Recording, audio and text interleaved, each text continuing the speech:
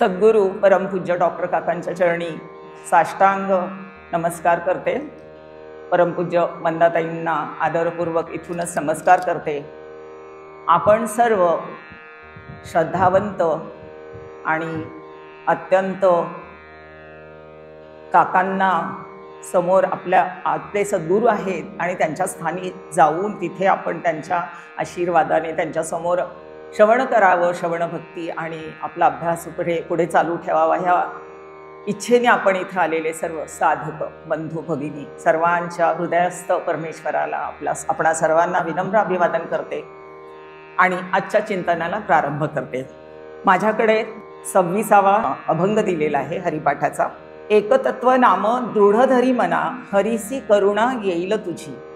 ते नाम सोपे रे रामकृष्ण गोविंद, वाचेसी सद्गद जपे आधी।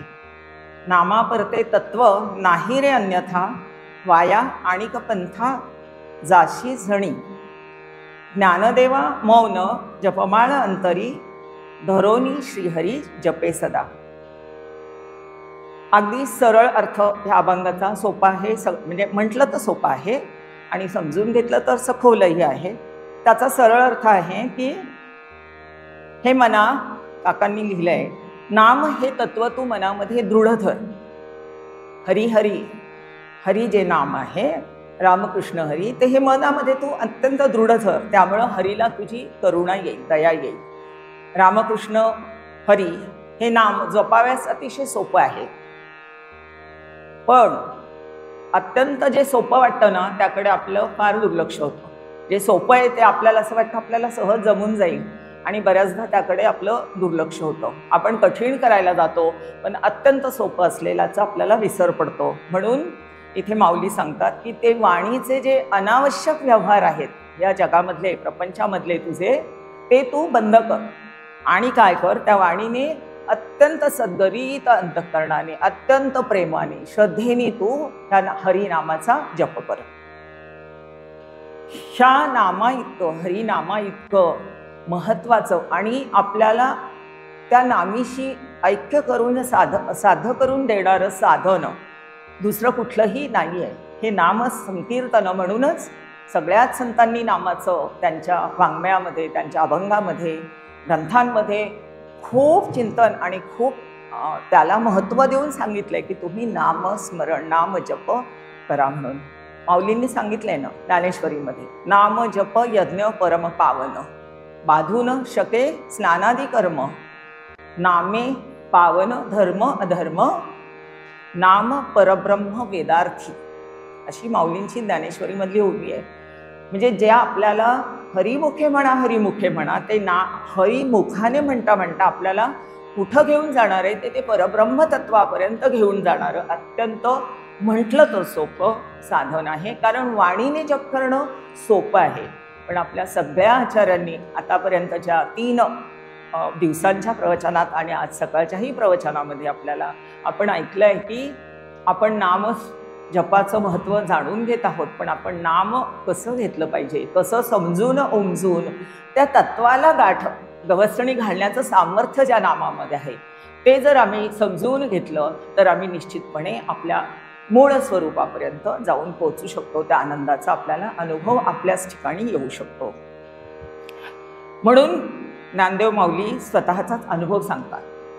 ते म्हणतात, आणि इतर कुठल्याही मार्गाला, कठीण मार्गांना जाण्याची आपल्याला आवश्यकता नाही। चुकूनही तू इतर मार्गांना जाऊ नकोस। जप तप करा, नर्मदा परिक्रमा, आजकाल नर्मदा परिक्रमा खूप निघाले की तुम्ही नर्मदा परिक्रमा करा, किंवा 4 धाम यात्रा असेल, किंवा अनेक अशी जी साधनं आहे, जप, अनेक यज्ञ याग वगैरे, तर ही कठीण ज्या आहेत साधना त्या करण्याची आवश्यकता नाही। माऊलींनी स्वतःचा अनुभव शेवटच्या चरणामध्ये सांगून ठेवलाय। ज्ञानदेवा मौन जपमाळ अंतरी, धरोनी श्रीहरी जपे सदा। त्यांनी ते सांगतात की मी मौन धारण केलंय आणि मौन प्रपंचाबद्दल, बाहेरच्या सगळ्या जगताबद्दल आणि माझ्या अंतःकरणामध्ये मी काय करत आहे, श्रीहरी नामाची जपमाळ माझी अखंड सुरू आहे। तसं आपल्या अंतःकरणामध्ये ह्या अशी जपमाळ अखंड सुरू राहावी, याच्यासाठी जे मार्गदर्शन केलेलं आहे 3 दिवस आपलं सगळं वास्तविक ह्या अभंगात आलेला सगळा विचार अनेक आपल्या आचार्यांनी आधी खूप छान पद्धतीने मांडला आहे. त्यामुळे वेगळेपणाने आणखीन मांडण्यासारखं माझ्याकडे खूप काही नाही आहे आणि माझ्यापेक्षा खूप प्रगल्भ विचार अभ्यास असलेले सगळे आपले वक्ते आहेत आणि मला त्यामुळे कसं वाटतंय सांगू का, आणि तशी मी निश्चिंत आहे. आपण शाळेत सगळेजण गेलो आहे. आपल्याला वर्षभर शाळेत कोण शिकवतं? आपले सगळे शिक्षक शिकवतात. आपले वर्ग शिक्षक असतात, शाळेचे सगळ्या विषयांचे शिक्षक असतात, अगदी ते त्यांच्या विषयांमध्ये निपुण असलेले असतात आणि ते आपल्याला सगळे त्यांचे विषय आपल्याला शिकवतात आणि त्यांच्यासमोर आपण विषयांचा अभ्यास ते ग्रहण करतो, ज्ञान, आणि ते शिकतो. तसंच आपल्या इथे 3 दिवस आणि आज सकाळीपर्यंत सगळ्या आचार्यांनी ते खरे शिक्षक आहेत, हाडाचे शिक्षक आहेत, अभ्यासपूर्ण त्यांनी ती गुणवत्ता प्राप्त केलेली आहे. पण शाळेमध्ये एक दिवस तो असतो 5 सप्टेंबर. त्या दिवशी काय होतं? शिक्षक दिन म्हणून आपण साजरा करतो. आणि मग आपण काय म्हणतात, शाळेमध्ये काय व्यवस्था असते? त्या दिवशी शिक्षकांना सुट्टी. आणि कोण मग वर्ग घेतं? सगळे विद्यार्थी. त्यांना एक एक विषय नेमून दिलेला असतो, आपला आपला वर्ग नेमून दिलेला असतो. कोणी मराठी घ्या, कोणी हिस्ट्री घ्या, कोणी मॅथ्स घ्या, कोणी आणखीन खेळाचा पिरियड घ्या, वगैरे वगैरे. आणि आम्ही जेव्हा शाळेत होतो ना, त्यावेळेला आम्हाला असा ज्या दिवशी असं टीचर व्हायला मिळायचं ना, त्या दिवशी खूप आनंद व्हायचा.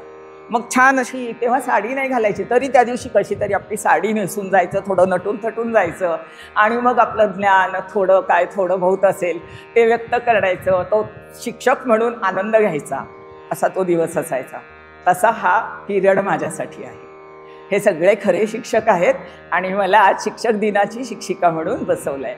तर मी शिक्षक दिनाची शिक्षिका आहे असं तुम्ही अंतःकरणामध्ये पहिला ठरवून घ्या. म्हणजे त्यामुळे माझे बोबडे बोल जे येतील ते तुम्ही ऐकून म्हणाल की हो, ह्या शिक्षिका ज्या आहेत त्या आमच्या आज झालेल्या शिक्षिका आहेत. तर मी आजचा चिंतन प्रारंभ करते. दादांनी सकाळी सांगितलं ना, हरिपाठाच्या 3 नौका, 1 ते 9 अभंग श्रवणाचे, 11 ते 18 इथपर्यंत मननाचे आणि पुढील अभंग निधिध्यासनाचे. आता हा 26वा अभंग आलेला आहे. 25 अभंगामध्ये सर्व सांगून झालेलं आहे. माऊलींना जे काही सांगायचं बरोबरीने वेगळ्या वेगळ्या पद्धतीने माऊलींनी प्रत्येक अभंगामध्ये आपल्याला तो विषय सांगितला आहे. पण आता निधिध्यासन करायचं तर तिथे माऊली तत्वापर्यंत येऊन पोचले. पहिला अभंग आहे, देवाची द्वारी उभा क्षणभरी तेणे मुक्तिचारी साधियला. म्हणजे क्षणभर का होईना. आणि मग त्याचं सरांनी विश्लेषण केलं होतं की आपलं एक पूर्ण आयुष्यच त्या अनंत कोटी ही जी ब्रह्मांड आणि त्याचा जो एवढा मोठा काल आहे त्याच्या संदर्भात जर बघितलं तर आपलं आयुष्य म्हणजे एक क्षणच आहे.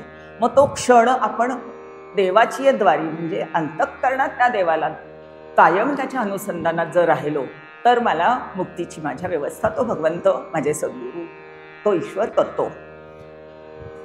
मग आपण सुरुवात केली होती देवापासून आणि आता पोचलोय आपण तत्वापर्यंत.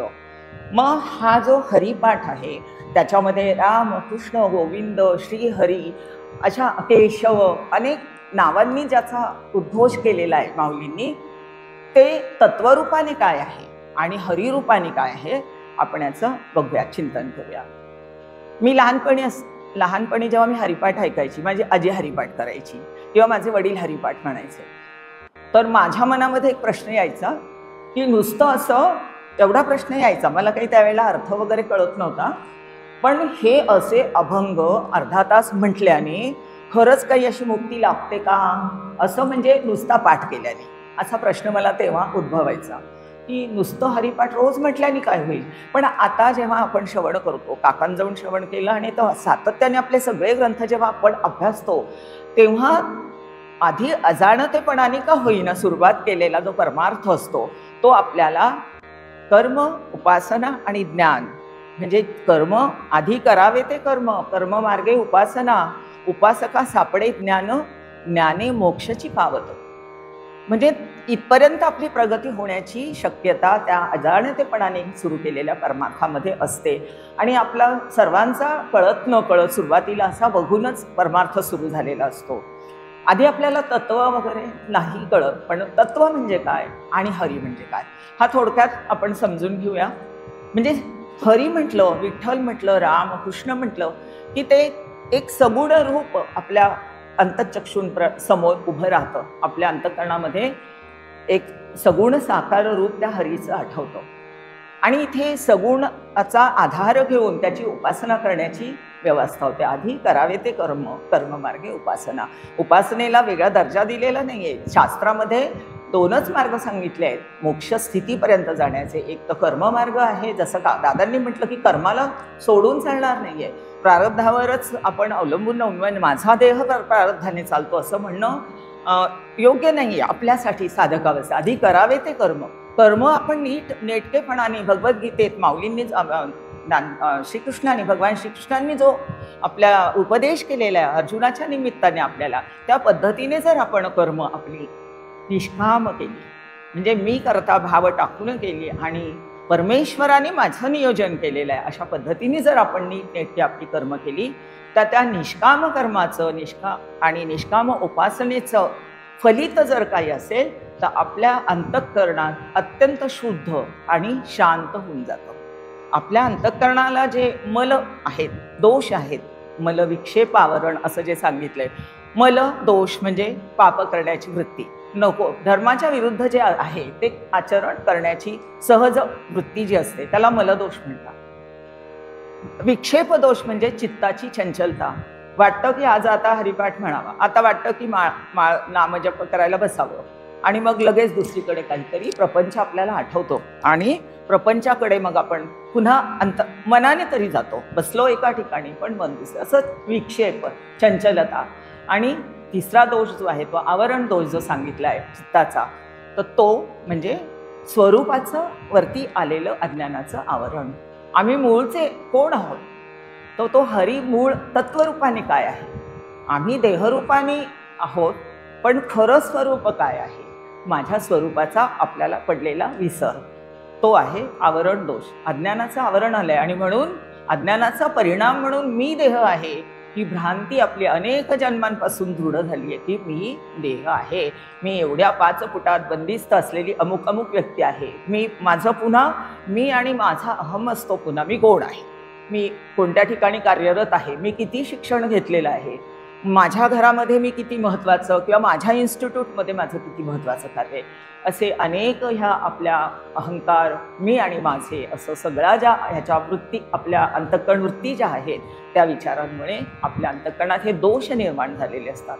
आणि हे दोष जोपर्यंत चित्तात आहेत तोपर्यंत मला ज्ञान होण्याची, कारण ज्ञान कसं आहे अत्यंत शुद्ध आहे, अत्यंत निर्मल जे तत्व आहे, निर्मलम निष्कलम शांतम असं ज्याचं वर्णन केलं आहे श्रुतींनी, ते ब्रह्मतत्व आहे, तोच हरी आहे, तो सगुण रूपात हरी आहे. आणि निर्गुण वेदांत शास्त्राप्रमाणे जे आहे ते निर्गुण रूप जे आहे ते एक ब्रह्म, ज्याला परब्रह्म म्हणतात, ते हे परब्रह्म विटेवरी असं वारकरी संप्रदायात म्हणतात. तो जो विठ्ठल आहे सगुण रूपाने तो हरी आहे, श्रीहरी आहे, पण तो निर्गुण रूपामध्ये ते परब्रह्म आहेच. तर असा सगुणाचा जेव्हा विचार करतो आपण, तर सगुणाची भक्ती आपल्याला त्याचा परिणाम म्हणून आपलं अंतःकरण भक्ती आणि निष्काम कर्म आणि निष्काम उपासना, जिथे मला यत्किंचितही मला परत फेडीची काही अपेक्षा नाही, माझ्यासाठी ह्या कर्मातनं मला काय फळ प्राप्त व्हावं असं ज्या वेळेला अपेक्षा नसते ते निष्काम कर्म होतं, ईश्वरार्पण बुद्धीने होतं आणि ईश्वराच्या नियोजनानुसार होतं. पुरुषार्थ मी करीन पण निमित्त मी आहे, निमित्त मात्र भवसव्य साचीन, हा भगवान श्रीकृष्णांचा उपदेश अर्जुनाला नाही, तो आपल्या सर्वांना आहे. निमित्त मात्र हो, तू ह्या प्रपंचात आलायस ना, प्रत्येक घडणारं कर्म तुझ्या हातून हे तू फक्त निमित्त मात्र आहेस, घडवून घेणारा कोण आहे, तो श्रीहरी आहे. म्हणून त्याच्यावर सर्व, त्याला शरणागत राहून त्यालाच अर्पण करून जर आपण आपली कर्म अत्यंत नेटकेपणाने केली तर त्याचं फल म्हणून आपल्या अंतःकरणातले दोष निवृत्ती होते. आणि जसं आपलं अंतःकरण निवळत जाईल, शांत होत जाईल आणि निष्काम उपासना, मला भगवंतापासून काही नको, मी कुठलंही उपासना करत असेल, नाम जप ध्यान जे काही करत असेल, अभ्यासही करत असेल, तर त्याचं फल मला काय आहे, तर माझं अंतःकरण शांत होऊन जातं. त्या जपाच्या नामस्मरणाच्या माध्यमातून, ध्यानाच्या माध्यमातून अत्यंत शुद्ध आणि शांत अंतःकरण होणं. कारण शेवटी 2च फळं आपल्याला सांगितले आहेत, निष्काम कर्म आणि उपासनेची. म्हणून आपल्याला आपलं साधन करताना कर्म आणि उपासनेला अजिबात सोडून चालत नाही. पण सगुणाची उपासना आपल्याला करता येते. सगुण जेवढे अवतार आहे, जेवढी काही विविध नामरूपांनी आपल्या समोर उपलब्ध आहेत, राम, कृष्ण, हरी, गोविंद, दत्त, शिव आणि देवी, आपल्याला अज्ञानामध्ये हे सगळे वेगळे वेगळे वाटतात. आधी सुरुवातीच्या काळाला आम्ही वारकरी आहोत म्हणजे आमचं विठ्ठल दैवत आहे आणि तुम्ही रामदासी आहात तर तुमचं रामदैवत आहे, असा भेद अंतःकरणामध्ये असतो. आपण सुद्धा इथे अभ्यासाला आल्यानंतर बहुधा काही काकांचे अनुग्रहित असतात, काही सविताताईंचे असतील, काही आणखीन आपल्या आचार्यांचे कुणाचे असतील, पण आणि काही कदाचित अभ्यासाला येतात, त्यांना आपल्या डॉक्टर काका परिवाराची माहिती होते, श्रवण घडतं आणि ते पण येतात, पण त्यांचा ऑलरेडी कुठेतरी अनुग्रह झालेला असतो. आणि कुठलं दैवत, दत्त संप्रदाय असेल समजा तर तिथे दत्त असतं दैवत, किंवा कुठे रामदासी संप्रदायात असतील तर ते रामनाम घेणारे असतात, गोंदवलेकर महाराजांचा. तर मग सुरुवातीला आपल्या अंतःकरणामध्ये तो एक अस्पष्ट अशी एक रेषा असते की ते तुमचं कोण आहे तर दैवत राम आहे, आमचं विठ्ठल आहे, आम्ही हरिपाठ करतो. पण ह्या अभ्यासातून आपल्याला हळूहळू जेव्हा त्या तत्वाकडे आपली वाटचाल सुरू होते, तत्वरूपाने आपण त्या हरीला किंवा रामाला ज्या वेळेला समजावून घ्यायला लागतो तेव्हा हळूहळू किंवा श्रवण घडतं. पुन्हा पुन्हा जेव्हा आपण हे श्रवण करतो, संतांचे ग्रंथ किंवा कुणाच्या मुखातनं आपण जेव्हा संतांच्या म्हणा किंवा आपल्यासारखे आपल्या सत्संगातले सगळे अधिक श्रेष्ठ जे साधक आहेत त्यांच्याजवळ श्रवण करतो, तेव्हा आपल्याला ही क्लॅरिटी यायला लागते की नाही, राम आणि कृष्ण किंवा दत्त आणि शिव हे सगळं वेगळं नाही. मग याच्यासाठी आणि मग ते तत्व जे आहे ते तत्व कसं आहे तर त्याचा थोडक्यात विचार करूया. सगुणाची उपासना आणि सगुण दैवत आपल्याला सगळ्यांना माहिती आहे. फक्त आता आपण भेद आपले नाहीसे करायचे, कारण भेदामुळे काय होतं, भेदामुळे म्हणजे अज्ञानामुळे भेद, अज्ञानाची जे परिणाम आहे तो देहसत्यत्व भ्रांती, जगत सत्यत्व भ्रांती आणि मी करता म्हणजे कर्तृत्व भोक्तृत्व भ्रांती, ह्या सगळ्या भ्रांती निर्माण होतात आणि भ्रांतीमधूनच दुःख निर्माण होतं. आणि आपल्या परमार्थाचा उद्देश मुळात काय आहे तर कारणासह सकल दुःखांची निवृत्ती आणि परमानंदाची प्राप्ती. परमानंद म्हणजे असा आनंद, असा अनुभव की जिथून पुन्हा दुःखाचा लवलेशही नाही, पुन्हा दुःखाचा अनुभव जिथे पुन्हा आपल्याला येत नाही. दुःखाचे प्रसंग येतील, विषदमन करणाऱ्या घटना घडतील, पण त्या घटनांमध्ये आमचं अंतःकरण इतकं स्थिर होऊन जाईल की आम्हाला पुन्हा आता दुःखाच्या म्हणजे काका म्हणतात की तरंग उमटणार नाही असं नाही. आम्हाला अंतःकरण आहे आणि अंतःकरण असल्यामुळे चांगल्या वाईट घटनांचा आपल्या अंतःकरणामध्ये थोडासा का होईना परिणाम होतो आणि तो तरंग उमटतो, पण तरंगाची लाट होणार नाही ह्याचं भान आपल्याला सद्गुरूंच्या उपदेशाने राहतं की नाही, मला इथे स्थिर राहता आलं पाहिजे, कारण ती ईश्वराची व्यवस्था आहे. ईश्वराची व्यवस्था एकदा मी ज्या वेळेला स्वीकारतो आणि शरणागती स्वीकारतो तेव्हा निर्भयता येते आपल्याला, आपल्या अंतःकरणामध्ये निर्भयता आपोआपच अनुभवास येते. डॉक्टर काकांच्या सहवासात येण्याच्या आधीचं आपलं जीवन आणि डॉक्टर काकांच्या सहवासात आलो, त्यांचा ज्या वेळेला आपल्याला श्रवण त्यांच्याकडनं जास्तीत जास्त घडलं आणि त्यांचा ग्रंथांचा अभ्यासही ज्या वेळेला केला त्यावेळेला आपण आपल्या आहे त्या परिस्थितीला रिॲक्ट करण्याच्या आपली मनस्थिती जी होती पूर्वीची आणि नंतरची त्यात बदल झाला हा आपल्याला अनुभव येतो. आणि म्हणून ते तत्व आपण समजून घ्यायचं. तर ते परब्रह्म तत्व जे सगुण साकार रूपाने आपल्याला अनेक दैवतांच्या माध्यमातून आपण त्याची उपासना करतो, पण ते तत्वरूप कसं आहे ते आपण थोडं समजून घेऊ. कारण ह्या अभंगामध्ये पहिल्या चरणामध्ये एक तत्व हाच एकमेव अद्वितीय, एकमेव ते आहे, त्याच्यासारखं दुसरं कुठलंच तत्व नाही आहे. या संपूर्ण सृष्टीमध्ये आपण जर विचार केला तर एक तत्व म्हणजे अद्वैत, फक्त एकच तत्व. आणि त्याला तू दृढ धर असं ह्या अभंगात म्हणतात. म्हणजे तू हरीची उपासना, हरिपाठ करताना, नामस्मरण करताना, म्हणजे रामनाम घेताना, कुठलंही नामस्मरण करताना तू पोचायचं कुठे आहे? एक तत्वापर्यंत. जे तत्व आहे ते तत्व आपण थोडक्यात समजून घेऊ की ते तत्व म्हणजे काय. तर त्याला निर्गुण निराकार शास्त्र ज्याला म्हणतं, वेदांत शास्त्रामध्ये परब्रह्म असं ज्याचं वर्णन करतं ते हे परब्रह्म विटेवरी. मग आता विटेवरी म्हटलं की विठ्ठल, अयोध्येला आता तोच राम आहे, मथुरेला तोच कृष्ण आहे. तर ते जे तत्व आहे त्या नाम रूपाने जरी ते भिन्न असलं तरी स्वरूपाने ते एक तत्व आहे, ते परब्रह्म तत्व आहे. आणि ते परब्रह्म तत्व जे आहे ते कसं आहे आणि त्याचा मला काही अनुभव आहे का, या दृढ धरण्यासाठी मला त्याच्याशी संबंध जोडावा लागेल. मला जेव्हा मी कुणाची माझी एखादी मैत्री दृढ करायची असेल तर मी काय करते, त्या मैत्रिणीच्या किंवा गुरुभगिनीच्या संपर्कात राहते. फोनच्या माध्यमातून असेल, व्हॉट्सअपच्या माध्यमातून असेल, एकमेकाशी संपर्क ठेवतो. मग हे दृढ धरण्यासाठी आपल्याला त्याच्या संपर्कात त्याची ओळख करून घ्यावी लागेल, त्याच्या संपर्कात सातत्याने राहावं लागेल. आपण म्हणतो ते कसं आहे, तर अनादि आहे, अनंत आहे, अजर आहे, अमर आहे, ही सगळी लक्षणं त्याची आपल्याला सर्वांना माहिती आहे. पण ते माझ्या अनुभवात आहे का, आणि नसेल तर ते कसं यावं हा आपण विचार करूया. निर्गुण निराकार, पण त्याची 3 लक्षणं जी सांगितली आहेत, सत, चित आणि आनंद. सच्चिदानंद घन असं जे तत्व आहे ते एक तत्व आहे. आणि आपण आपले सर्व संत आपण त्यांचा जय जयकार करताना सच्चिदानंद घन म्हणूनच करतो.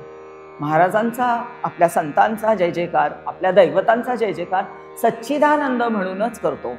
तर हे सद्रूप, चिद्रूप आणि आनंदरूप तत्व कसं आहे, जे निर्गुण निराकार आहे. कालच मला एका बंधूने खाली प्रश्न विचारला की जे निर्गुण निराकार आहे मग ते आनंदरूप कसं आहे.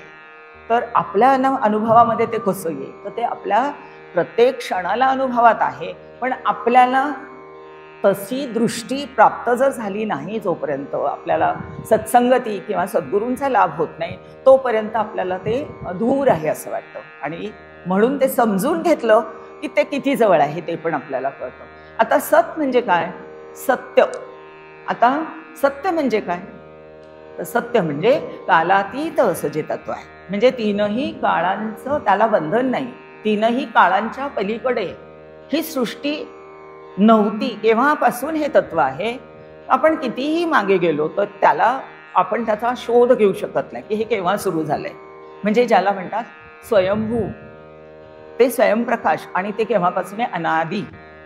आणि आता सृष्टी, आता आपल्या या युगामधली ही सृष्टी जी आपण बघत आहोत आहे, या क्षणी स्थितीत वर्तमानात ही आहे, ह्याही क्षणी ते आहे.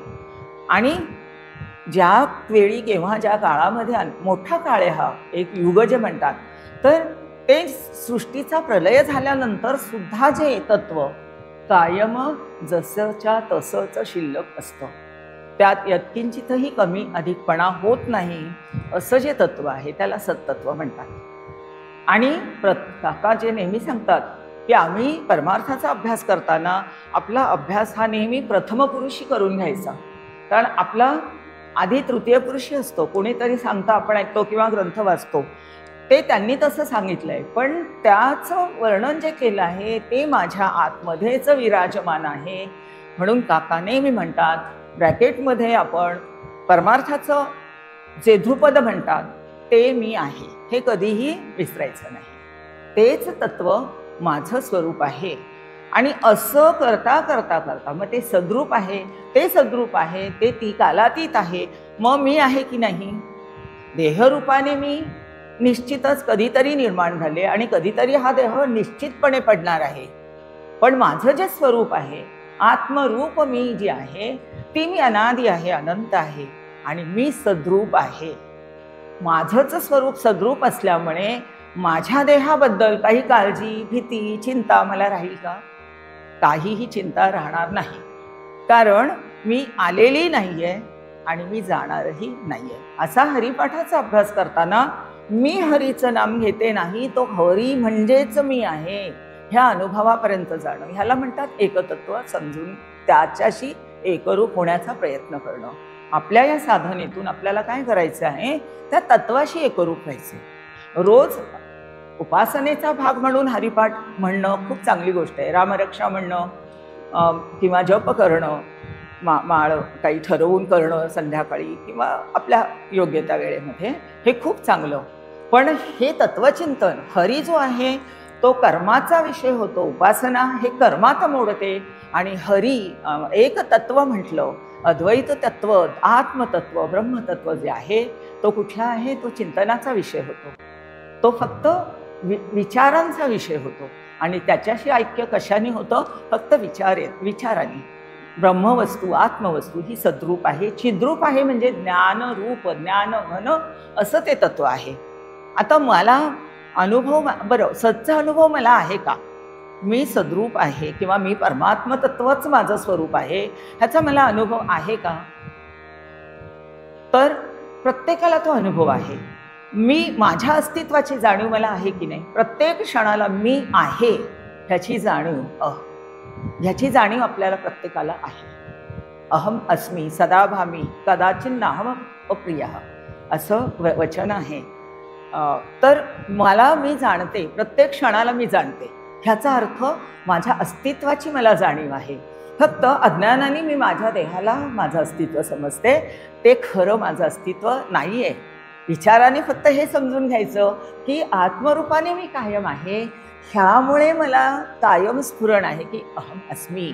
आणि सदाभामी, मी सतत मला स्वतःचं ज्ञान होतंय, ज्ञान होण्याची व्यवस्था आहे. कारण मी कोण आहे, तर मी ज्ञानघन आहे. ज्ञानघन हे माझं स्वरूप आहे. आता आपल्याला रोज आपण सकाळी उठलो की ज्ञान होण्याची व्यवस्था आहे.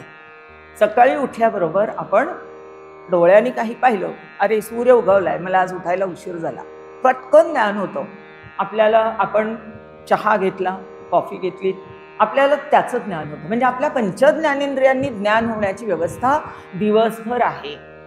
पण मी ज्ञानघन आहे हे जोपर्यंत मला प्रॉपर मार्गदर्शन मिळत नाही, संतांचा सहवास मिळत नाही, संतांची संगती लाभत नाही, तोपर्यंत मीच ज्ञानघन आहे ह्याचं मला अजिबात रिअलायझेशन होत नाही. मला डोळ्यांनी दिसतं, पण दिसलेलं मला कळतं ज्याच्या सत्तेवर, तो ज्ञानघन आत्मा हेच माझं स्वरूप आहे. आणि तो माझ्या संपूर्ण देहामध्ये तो विराजमान आहे. तैसा हृदयामध्ये मी रामू असता, तैसा हृदयामध्ये मी रामू असं जे माऊलींनी म्हटलंय, असता काय सर्व सुखाचा आरामू की भ्रांतासी कामो विषयावरी. बघा, आपल्या प्रत्येकाच्या, माऊलींनी सांगून ठेवलं की प्रत्येकाच्या हृदयामध्ये कोण आहे, मी रामरूपाने मीच आहे. माऊलींनी ओवीत लिहिलंय, म्हणजेच भगवान श्रीकृष्णांनी वेगळं सर्वांच्या हृदयदेशी मी आहे, अमुक आहे ऐसी जी वृत्ती स्फुरे अहर्निशी, ते वस्तुगामी, ती वस्तू मी आहे असं भगवान श्रीकृष्ण सांगतात. ती वस्तू म्हणजे काय, ब्रह्मवस्तू. वस्तू हा शब्द जेव्हा निर्देश होतो आपल्या संत वाङ्मयामध्ये, तेव्हा वस्तू म्हणजे आत्मवस्तू, परमात्म वस्तू, ब्रह्मवस्तू, ते निर्गुण निराकार तत्व, तो निर्गुण निराकार हरी, श्रीहरी. आणि तेच माझं स्वरूप आहे. सगळ्या संतांनी दाखले देऊन ठेवले आहेत. फक्त आम्ही ते वाचून एक तरी ओवी अनुभवावी जे म्हटलंय, एक ओवी, एक श्लोक, एक ग्रंथ, एक संत आपल्याला म्हणजे सर्व आपल्या अनुभवापर्यंत नेण्यासाठी आपल्याला मार्गदर्शन करणारे आहेत, घेऊन जाणारे आहेत. फक्त आपण जे समजले आणि वर्तले तेची भाग्य पुरुष झाले. समर्थांनी म्हटलंय, या वेगळे उरले ते करंटे पुरुष. आपण सगळे भाग्यवंत आहोत. निश्चितपणे आपलं काहीतरी शुद्ध पुण्याई असल्यामुळे इकडे येण्याची प्रेरणा होते, आपल्याला सत्संगती लाभते. तुम्ही ब्रह्मपुरीला असलात तरी सविताताईंची आहे, आता त्यांच्या बरोबर तयार होणारे बाकी सगळे आहेत, इतर शिष्य परिवार आहे. प्रत्येक गावामध्ये, पुण्यामध्ये असेल, मुंबईमध्ये असेल, नागपूरमध्ये असेल, कोल्हापूरमध्ये असेल, ठिकठिकाणी काकांनी विस्तार किती मोठा केलाय. काकांनी किती जण असे तयार केले की ही ज्ञानाची परंपरा ही चालली पाहिजे आणि हा आनंदरूपतेचा अनुभव सर्वसामान्य जीवांना आला पाहिजे. कमीत कमी आपल्यासमोर ईश्वराच्या योजनेप्रमाणे जेवढे जीव आपल्या संपर्कात येतील त्यांना तरी तो आनंद अनुभवता आला पाहिजे. आता भगिनी माझ्याकडे आली आणि सविताताईंचं कार्य आठवून तिला रडू आलं की आमच्या हातून काहीतरी घडलं पाहिजे. आणि म्हटलं ते ईश्वराची योजना आहे, ते करवून घेतील. करते करवी ते भगवंत बसलेले आहेत. म्हणून असं त्या तत्वाचं अनुसंधान आपल्याला ठेवता येतं. मला पाचही ज्ञानेंद्रियांनी जेव्हा मी रस चाखते, रसनेनी मला कडू गोड कळतं, लगेच मला काय आठवावं, मीठ टाकलंय हे, अरे समजा माझ्या ताटात जेवण आलं आणि मीठ नाही आहे हे, आणि म्हणून पत्नीचा राग येण्यापेक्षा किंवा मनाला अरे नाही नाही मीठ नाही आहे असं वाटण्यापेक्षा, ही चव मला ज्याच्या सत्तेवर कळली तो माझ्या आतमध्ये विराजमान आहे, म्हणून मला चवीचं ज्ञान झालंय. असं प्रत्येक क्षणाला अनुसंधान ठेवण्याची व्यवस्था आहे. आपल्याला हरिमुखे म्हणण्यासाठी वेगळं बसा, वेगळं ध्यानाला बसा नाही. आपला प्रपंच करताना, म्हणून प्रपंच करतानाच विचारांच्या वस्तू सिद्धी विचारेणं न कश्चित कर्म कोटी बी जे म्हटलंय, आचार्यांनी सांगून ठेवलंय की तुम्ही वस्तूची सिद्धी म्हणजे ते ब्रह्मतत्व, तो आत्मतत्व जे आहे त्याचा अनुभव घेण्यासाठी तुम्हाला फक्त विचार साधन वापरावं लागणार आहे. आणि विचार साधन ज्यावेळेला आपण असं चिंतनात्मक श्रवण मनन निधिध्यासन असं ज्यावेळेला त्या स्तराने आपण ज्या ज्या पायरी ओलांडतो तसा तसा तो अनुभवाकडचा आपला प्रवास सुरू होतो. तर ज्ञानरूप मी आहे याचा अनुभव आहे ना सगळ्यांना, आपल्याला नाही का? ह्या छोट्यांना पण कळतं आणि त्या बाळाला पण कळतं. त्याला भूक लागली कळतं की नाही, त्याला वाटतं ना, ते सच्चिदानंदाचा अनुभव त्या बाळाला पण असतो. म्हणजे त्याच्या पण मध्ये प्रेरणा आहेत, त्या काकांनी आपल्याला समजावून सांगितलंय. आणि आनंद घेते म्हणजे आपल्याला पुढे जाता येईल. तर आनंद, सच्चिद आनंद घन, मी आनंद रूप आहे. ब्रह्म वस्तू जर आनंद रूप आहे आणि ते जर माझं स्वरूप असेल तर मी पण आनंद रूप आहे. आणि आनंद म्हणजे काय? कुठल्याही विषयावर अवलंबून नसलेलं जे सुख आहे, सुखरूप तत्व ज्याला म्हणतात, ते सुखरूपतेचा जो अनुभव आहे त्याला आनंद म्हणतात. विषय निरपेक्ष सुखालाच आनंद म्हणतात. कशावरही अवलंबून नसलेलं जे सुख आहे आणि ते माझ्याच ठायी आहे. मग याचा अनुभव मला आहे का? मी आनंद रूप असल्याचा, माझं ते स्वरूप आहे याचा अनुभव मला कसा आहे? तर सातत्याने प्रत्येक जीवाला मला सुखच मिळावं असं वाटतं, आनंदच हवाय मला. अजिबात दुःख नको, कुणालाही यत्किंचितही दुःखाची ओढ नाही आहे, प्रेरणा नाही आहे. काल परवा कोणीतरी उदाहरण दिलंय किंवा मी ऐकलंय, कल्पना नाही, पण म्हणे एक बोट आहे आणि कोणीतरी एक तुम्हाला तिकीट काढून देतो, म्हणाला इथून एक चार्टर प्लेन आहे आणि ते तुम्हाला खूप लांब घेऊन जाणार आहे, पण आणि मी तुम्हाला तिकीट काढून अमेरिका किंवा अंटार्क्टिका वगैरे, पण तुम्हाला तिकीट काढून देतो, तुम्ही जा, पण तुम्ही ते मध्ये क्रॅश होणार आहे असं जर सांगितलं तर कोणीतरी त्या चार्टर प्लेनला फुकट बसेल का? नाही बसणार. मग हा देह जो आहे हे आपल्याला तसं साधन मिळालेलं, पण ते कधीतरी निश्चितपणे क्रॅश होणार आहे. आणि मला आनंद हवाय, कायम आनंद हवाय. मग चार्टर प्लेनने जायचं असेल तर मला पूर्ण वरून जाऊन पुन्हा परत यायचंय माझ्या मूळ स्थानाला. तिथे मला आनंद आहे, तिथे मला समाधान आहे. मग मला त्या प्लेनमध्ये मी जशी बसत नाही, तसं बुडणाऱ्या बँकेत जसं कोणी आपले पैसे ठेवत नाही, तसं हा देह किंवा हा प्रपंच हा अशाश्वत असलेल्या ही नावं जी आहे त्या प्रपंचामध्ये आपण आहोत. आणि त्याच्यामध्ये मी सत्यत्व मानून माझ्या आनंदाला मुक्ते. कारण त्या प्रपंचामधली जी विषय सुख आहे, ह्या दृश्य जगतातले जे विषय आहेत ते मला आकृष्ट करतात आणि मग मला वाटतं तिथे मला सुखाची प्राप्ती होईल आणि खरं काहीतरी मिळेल. आणि मिळतं, काही काळापुरतं मिळतं, पण ते कायम टिकत नाही. हा आपला सर्वांचा अनुभव आहे. त्यामुळे आनंद हे आपलं स्वरूप आहे, कारण आनंदाकडे आपला कायम ओढा आहे. अत्यंत ओढ जर आपल्याला असेल तर आनंद रूप आनंदाची आहे, सच्चित आनंद घन आपलं स्वरूप असल्यामुळे असं ते तत्व जे आहे त्याला तू दृढ धर आपल्या मनामध्ये, असा इथे आदेशच दिलाय आपल्याला. माऊलींनी 25 अभंग सांगून झाले. आता मुखाने हरिमुखे म्हणजे मुखाने तू वैखरीतनं घेत होतास, पण आता हे तत्व कुठे धरायचे? मगाशी म्हटल्याप्रमाणे पश्यंती वैखरीतनं सुरू झालेला आपला हरी नामाचा जपाचा प्रवास आपला हळूहळू तो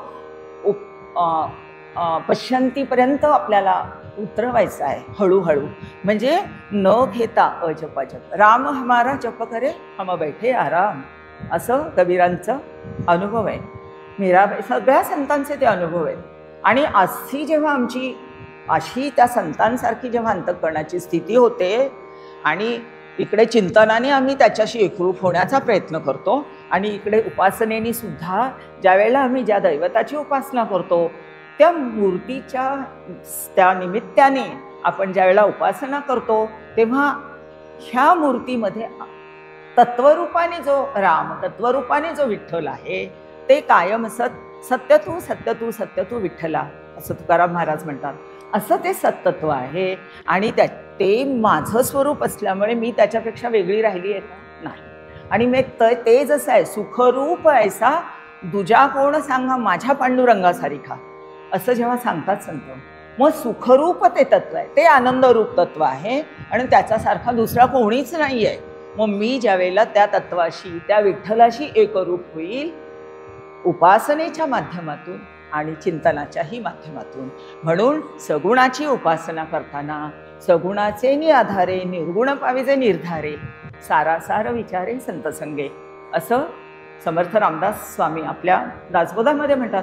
सगळ्या संतांची वचनं एकच आहेत. माऊलींनी आपल्याला तेच सांगितलं आहे, संतांची संगती करा, संतांच्या संगतीला पर्याय नाही. आणि संत आपल्याला सर्वत्र म्हणजे आपल्या आजूबाजूला आपल्यामध्ये ती क्षमता असेल, आपण त्यांच्यासारखं यत्किंचितही त्यांच्या पायाजवळ जाण्याच्या योग्यतेचे असूत आपल्याला संत किंचित ओळखतात आणि हे संत आहेत. परमपूज्य काकांची प्रवचनं मी 98 पासून ऐकली आणि आत्मबोध त्यावेळेला मी दासबोध अभ्यास करत होते.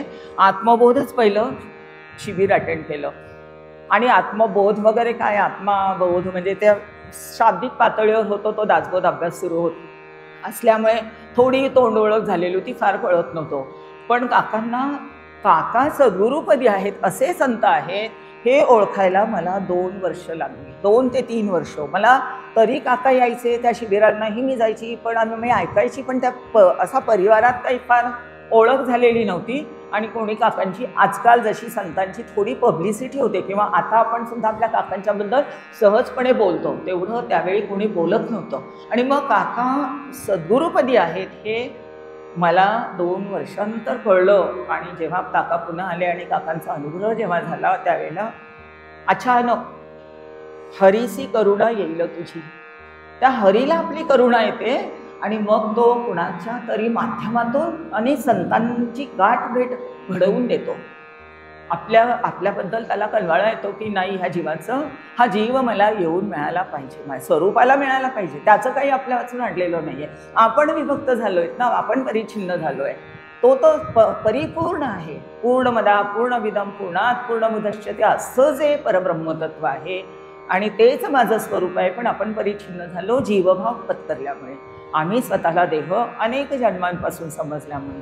पण ह्या देहामध्ये आपल्याला व्यवस्था आहे की ते ब्रह्मतत्व मी आहे, मी इतकी व्यापक आहे. ज्या हरीचं नाम मी घेते तो हरी किती व्यापक आहे.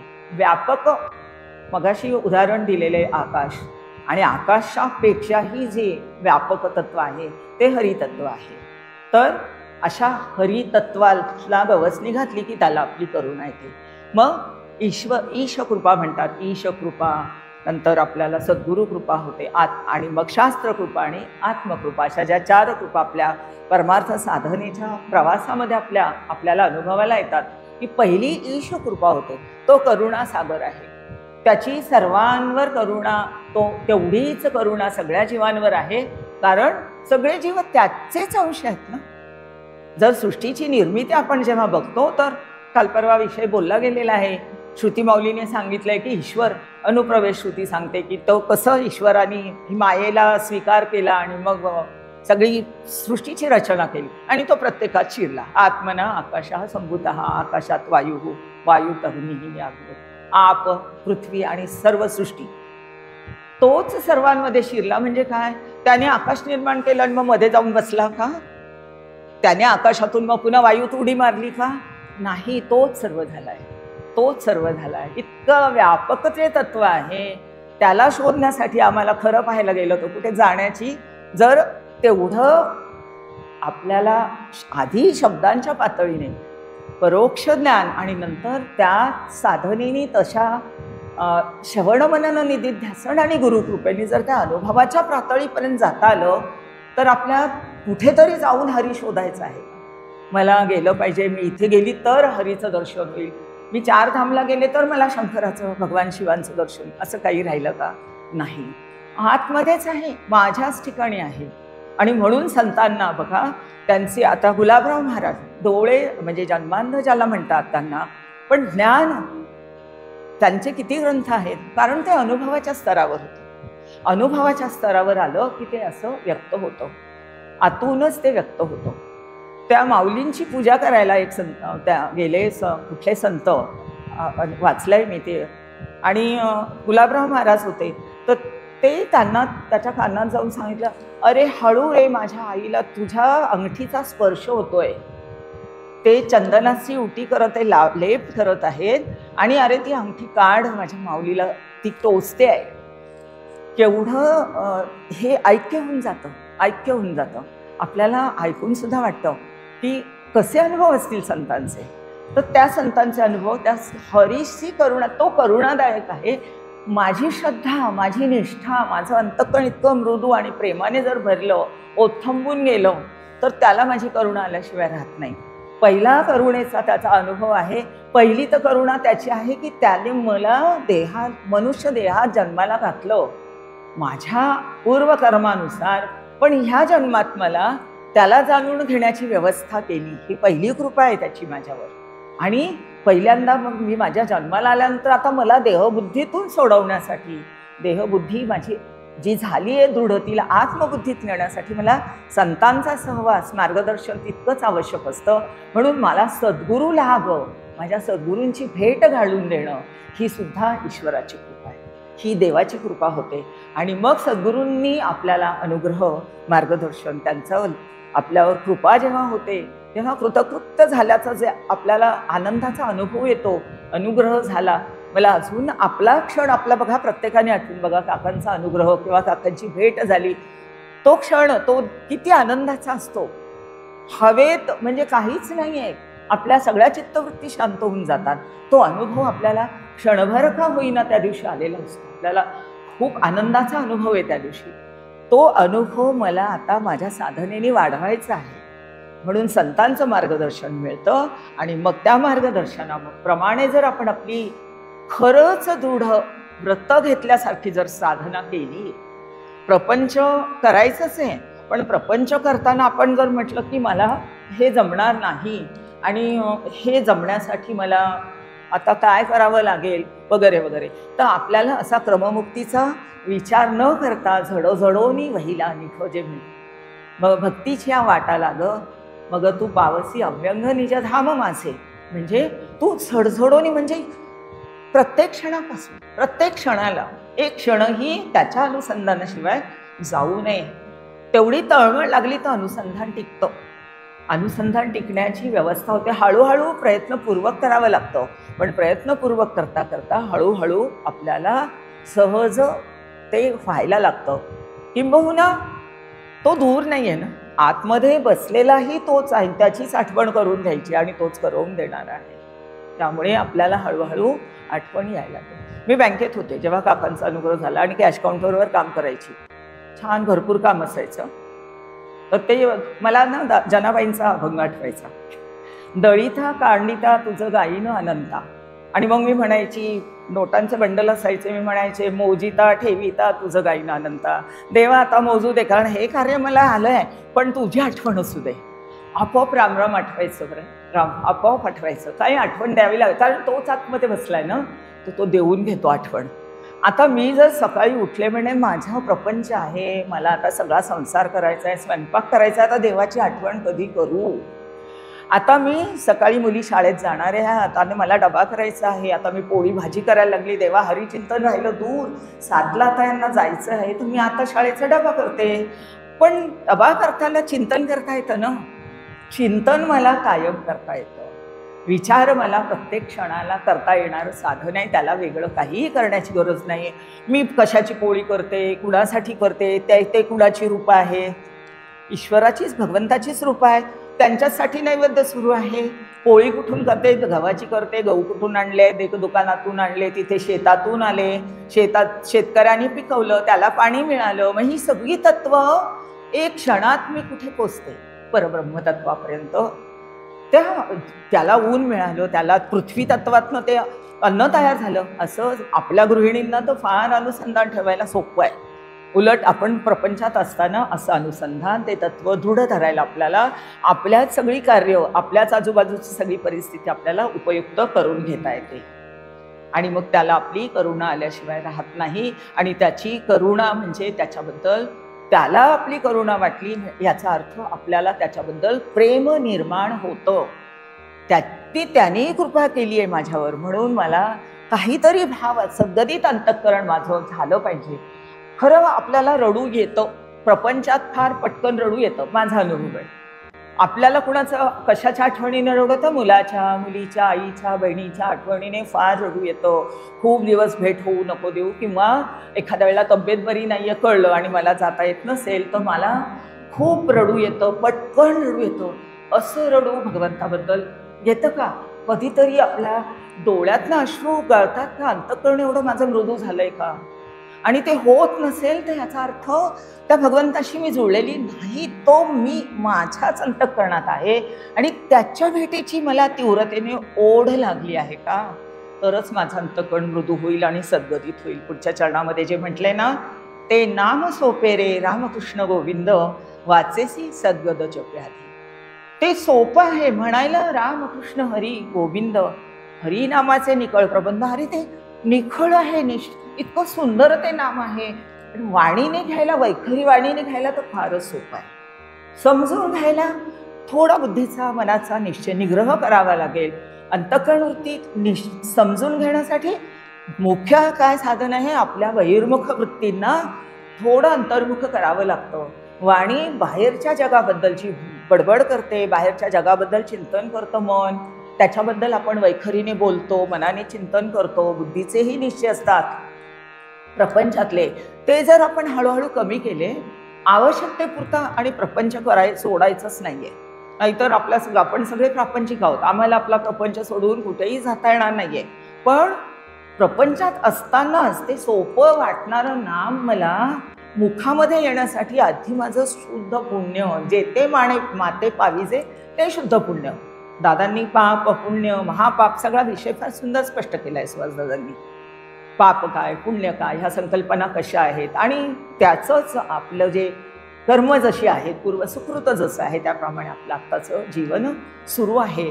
पण काहीतरी पूर्वसुकृत आपलं निश्चितपणे चांगलं आहे, शुद्ध आहे. शुद्ध पुण्याची गाठ असल्याशिवाय परमार्थाकडे पाऊल पडत नाही. आणि पाऊल पडणं आणि सद्गुरूंचा लाभ होणं, त्यांचं मार्गदर्शन लाभणं, आणि त्याप्रमाणे आम्ही अत्यंत महत्त्वाचं म्हणजे आमचं साधनं चालू ठेवणं, नेटाने चालू ठेवणं. तर ते सोपं वाटणारं जे नाम आहे, मुखाने म्हणणायला सोपं असलं तरी शुद्ध पुण्याच्या गाठीशिवाय ते मुखात येणंही सोपं नाही आहे. मुखात ते सोपं नाम मुखात येणं सोपं नाही आहे. त्याच्यासाठी आपली पुण्याई लागते आधी, आणि आपल्याला पुन्हा ती पुण्याई वाढवावी लागते. आपली इतर जी धावपळ आहे आपल्या सगळ्या इंद्रियांची, ती कमी कमी करावी लागते. त्याला शमदम म्हणतात वेदांतशास्त्रामध्ये. इकडे भक्तीच्या भाषेमध्ये म्हटलं की आपल्याला आपलं अंतर्मुख होणं, बाहेरचे व्यापार कमी करणं, वाणीचे व्यापार, मौन आलाय शब्द पुढे, ते कमी करणं. प्रपंचामध्ये आवश्यकतेपुरता प्रपंच आपल्याला जरूर करावा लागणार आहे.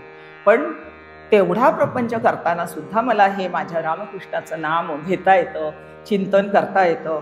आणि सद्गदित जे भाव आहेत, भाव फार महत्त्वाचा आहे भक्तीमध्ये. आणि भाव म्हणजे प्रेम, त्या भगवंताबद्दल प्रेम असल्याशिवाय मला सद्गदित अंतःकरण माझं होणार नाही. कोरडी शुष्क भक्ती होते, नामस्मरण करणं होतं, जप करणं होईल, पण कोरडेपणा असतो. तिथे अंतःकरण रस द्रवित झालं पाहिजे. मला प्रपंचातली एखादी गोष्टी अनुकूल नसेल तर मला पटकन द्रवित होतात. पण गंगा जमुना व्हायला लागतात, आतून म्हणजे हे होतं. पण ते सद्गदित होणं हा ज्याचा त्याचाच अनुभव आहे, हा आपलाच अनुभवायचा आहे की माझं अंतःकरण असं सद्गदित होऊन मी जप करते का, असं सद्गदित होऊन अंतःकरण म्हणजे त्याच्या पायी माझी मिठी आणि माझ्या अंतःकरणात त्याची भेटी ही झालीच पाहिजे. अशी माझा दृढ निश्चयाने सद्गदित अंतःकरणाने आपण नामस्मरण करायचं आहे. हरी हरी मुखाने म्हणायचं आहे. त्या देवाची याद्वारे तो क्षण जो आहे तो माझा संपूर्ण आयुष्य आहे. हा विचार मला करायचा आहे. आणि संपूर्ण आयुष्य, पुढचा क्षण माहीत आहे का आपल्याला? आपल्या आयुष्याचा पुढचा क्षण माहिती नाहीये. दादांनी सांगितलं, त्यांच्या आईचं आता निर्वाण झालं जानेवारीमध्ये, आणि अखंड दादांच्या सोबत त्या हरिपाठ संध्याकाळी, रामरक्षा, जप वगैरे असायचा त्यांचा 85-86 वर्षाच्या वयामध्ये. देह ठेवताना काहीही त्रास नाही, आणि 5 मिनिटात दादा बाहेर गेलेले आणि तेवढ्या वेळात आई गेलेली. आणि आपले सगळ्यांचे अनुभव असतात असे. आपण म्हणतो तो आता आला आणि बसला आणि गेला, देहाचा भरोसा नाही आहे. अर्थात ह्या चिंतनाने ज्यावेळेला आपला दृढ निश्चय झालेला असतो, पडणारा तो देह आहे, मी आलेली नाही, त्यामुळे मी जाणारही नाही. देहाला व्याधी आहे, देहाला आजार आहे, मला कुठलाही आजार व्याधी नाही. मात्र ते देह मला हे भगवंत भक्ती करण्यासाठी, ती प्रेमपूर्वक आणि ज्ञानपूर्ण अशी दोन्ही पद्धतीने ज्यावेळेला मी भक्ती करते, तेव्हा त्या आनंदाकडे माझी वाटचाल वेगाने होते.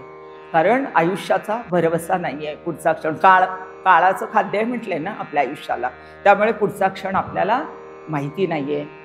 म्हणून सतत वाणीने जप आणि अंतःकरणात अनुसंधान. नामापरते तत्व नाही रे अन्यथा, वाया आणिक पंथा जाशी जणी.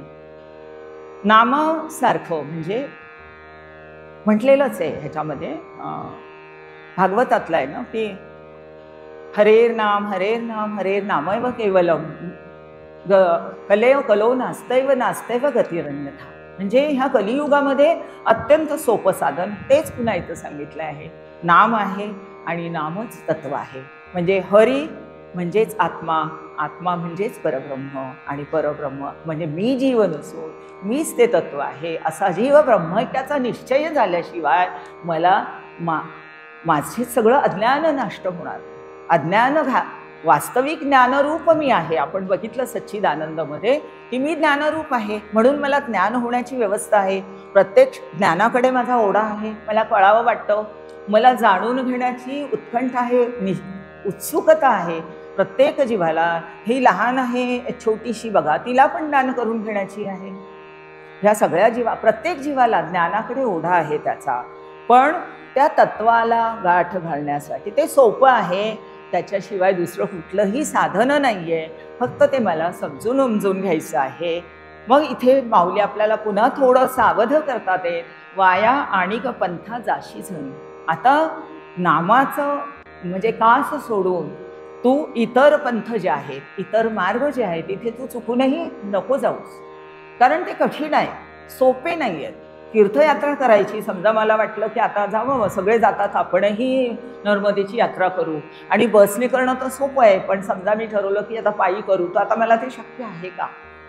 आणि ह्याचं आपण वाईट वाटून घेऊ नये. आपल्या साधक अवस्थेमध्ये बऱ्याचदा मग आपल्याला असंही होतं, अरे त्यांनी केलं, मला तर जमणार नाही, आता माझी तर साठी उलटली, आता मी केव्हा पायी करणार, पायी नाही करणार, जाऊ देत, मला 3 आठवडे प्रवास बसने करू म्हटलं तरी डिफिकल्ट जातो. ही रात्री पहाटे उठणं, आंघोळ करणं, पुढचा प्रवास करणं, दर्शन, उतर चढ हे झेपत नाही. म्हणून ते कठीण जी मार्ग आहे त्याला तू चुकूनही जाऊ नकोस म्हणतात. आता पूर्वीच्या काळामध्ये यज्ञ, याग, क्रिया, ह्या द्वापार युगामध्ये किंवा सतयुगात, त्रेतायुगात ह्या आपण ज्या ऐकल्या आहेत, तर आपल्याला ते तेवढीच शुद्धता आता आपल्या कलियुगामध्ये नाही आहे. त्यामुळे आपल्याला यज्ञ, याग, क्रिया, नेम, धर्म वगैरे आधीचा एक अभंगही झालेला आहे. यात्रा करणं म्हणजे हे सगळं त्या जसं पाहिजे तसं, ज्या उंचीवर जाऊन ते साधन केलं पाहिजे त्या पद्धतीने आपल्याला करता येत नाही. म्हणून आपण नामसाधन मात्र आपण करू शकतो. आपल्याच ठाई घरी बसलेलं असेल त्या स्थितीमध्ये, असेल त्या परिस्थितीमध्ये, नामाशिवाय आपल्याला नामसाधना अगदी सहज करता येण्यासारखी आहे. म्हणून इतर मार्गाने तू जाऊ नकोस असं माऊली आपल्याला इथे म्हणतात. आणि शेवटच्या चरणामध्ये माऊलींनी म्हटलंय, ज्ञान देवा मौन जपमाळ अंतरी, धरोनी श्रीहरी जपे सदा. आता स्वतःचा अनुभव इथे सांगितलाय त्यांनी की मी मौनात गेलेलो आहे, मी मौन धारण केलेलं आहे, आणि माझ्या अंतःकरणामध्ये श्रीहरी नामाची, विठ्ठल नामाची मी जपाची माळ, म्हणजे ज्याला म्हणतात की अखंड जप, अजपा जप सुरू आहे. मी करतच नाहीये, तो करवून घेत आहे आतून. अखंड माझं. आपल्या डॉक्टर काकांकडे बघून आपल्याला असं वाटतं की नाही, आपल्याला वाटतं काकांनी माझ्याकडे बघावं, मी काय बोलते हे ते ऐकावं, त्याला काहीतरी प्रतिसाद द्यावा. पण काका ह्याच स्थितीमध्ये आहेत हे आपण ओळखू शकत नाही, कारण आपण देहाच्या पातळीवर आहोत. आपण देहाच्या पातळीवर असल्यामुळे आपल्याला असं खूप अपेक्षा असते की काकांनी माझ्या पातळीवर येऊन माझ्याशी संवाद साधावा, पण ते कायम मौनामध्ये असतात. मौन जपमाळ अंतरी आपल्या डॉक्टर काकांच्या. माऊलींना आपण बघितलेलं नाही, माऊलींना आपण फोटोमध्ये बघितलंय, पण काका हे माऊलीचे आहेत, आपल्या प्रत्यक्ष समोर आहेत आणि त्यांची जपमाळ अंतरामध्ये क्षणही ती तुटत नाही. अखंड तैलधारा व्रत त्यांना करण्याची गरजच नाही आहे. जीवनमुक्त संतांना ज्यांचं ऐक्यच प्रस्थापित झालेलं आहे ते भगवत रूपच होऊन गेले. ब्रह्मविद ब्रह्मैव भवती. एकदा ब्रह्मतत्वाचा अनुभव घेतला की ते ब्रह्मरूपच आहे आणि ते ब्रह्मरूप असल्यामुळे त्यांना वेगळेपणाने नाम घेण्याचं साधन करण्याची अजिबात आवश्यकता नाही. हा अनुभव माऊलींचा आहे आणि प्रत्यक्ष आपल्या डॉक्टर काकांचा आहे. काका अखंड अनुसंधानात, अखंड नामात, अखंड ऐक्यात आहेत. स्वस्वरूपी ध्यानमग्न असलेले काका आहेत.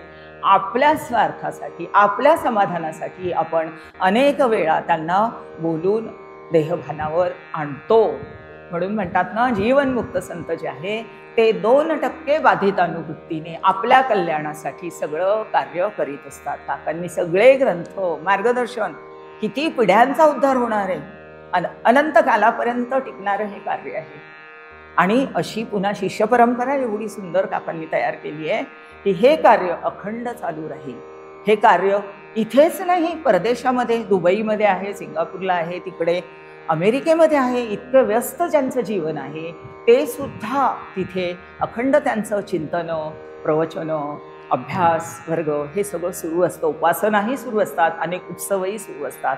म्हणजे आपलं लौकिक व्यावहारिक जीवन आपल्याला कुठेही ह्या चिंतनासाठी, आत्मचिंतनासाठी, अनुसंधानासाठी आपल्याला कुठेही बाध करत नाही, कुठेही आपल्याला अडचण ठरत नाही. म्हणून प्रपंचामध्ये असून आपल्याला हा असं पदार्थ साधन करणं हे त्यांचा अनुभव आहे आणि संतांचा जो अनुभव असतो ते आपलं साधन असतं.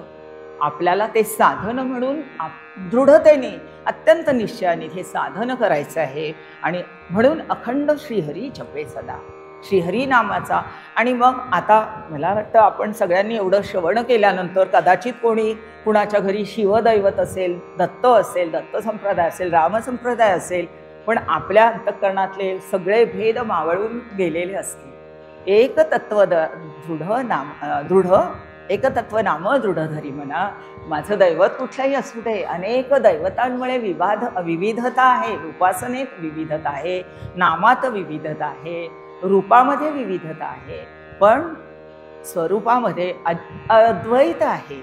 अद्वैत, एकमेव अद्वितीय असलेलं जे तत्व आहे त्याचा अनुभव घ्यावा, त्या निधिध्यासनात राहावं, असं इथे आपल्याला माऊलींनी सांगितलेलं आहे.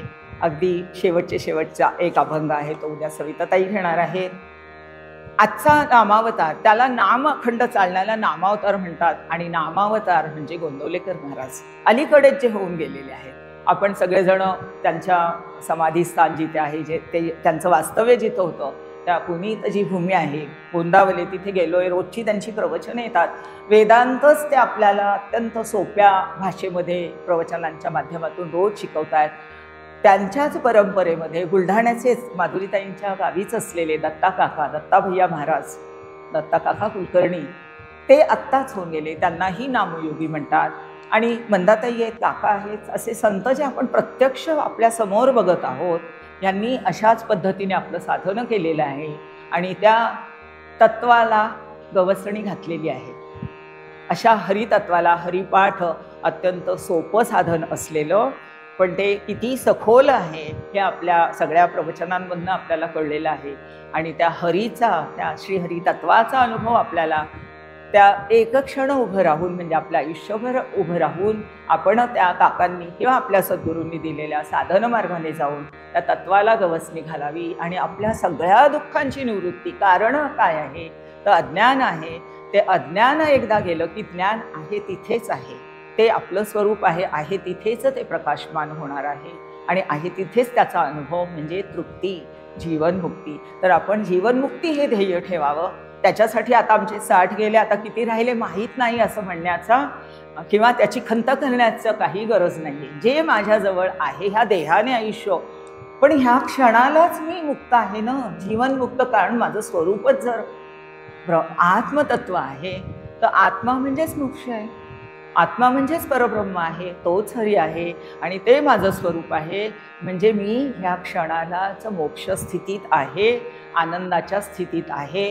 प्रपंच जो जसा आहे तसा असू देत, काही न लागे सांडावे, काही न लागे मांडावे, एक विचार करून पाही म्हणजे बरे. हा फक्त एक विचार, एक हरितत्व, एक हरिनाम, एक रामनाम, एक शिवनाम, एक दत्तनाम आपल्या हृदयामध्ये आपण अखंड घट्ट धरूया, धरून ठेवूया आपण त्याची कास. आणि त्याच्या पलीकडे एक सांगायचं म्हणजे ते जे तत्व आहे, ते जे दैवत आहे, ते प्रत्यक्ष माझे सद्गुरू आहे.